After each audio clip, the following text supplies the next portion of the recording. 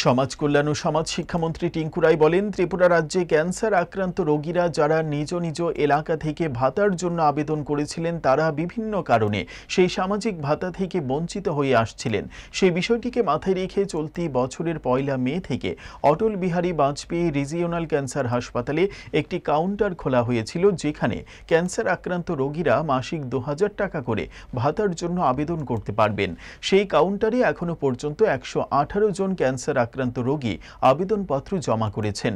আজ থেকে আনুষ্ঠানিকভাবে তাদের জন্য সামাজিক ভাতা চালু করা হয়েছে। আপনারা জানেন যে কিছুদিন আগেই আমরা 1 তারিখ মে মাসের 1 তারিখ 2025-এ আমরা এখানে যে Atal Bihari Vajpayee regional cancer hospital রয়েছে আপনাদের সামনে আপনাদেরকে নিয়েই আমরা সেখানে একটা কাউন্টার খুলেছিলাম যে আমাদের রাজ্যে যারা ক্যান্সার পেশেন্টরা এই ভাতা যারা পান 2000 টাকা, তারা সেখানে অ্যাপ্লিকেশন জমা দিতে গিয়ে তাদের নিজ এলাকাতে এবং তারা ভাতা পেতে পেতে অনেকেই ক্যান্সার পেশেন্ট আছে যাদের মৃত্যু হয়ে যেত, তারা পেতেন না বা 2 মাস 3 মাস 4 মাস 5 মাস সময় লেগে যেত সেই ভাতা পেতে।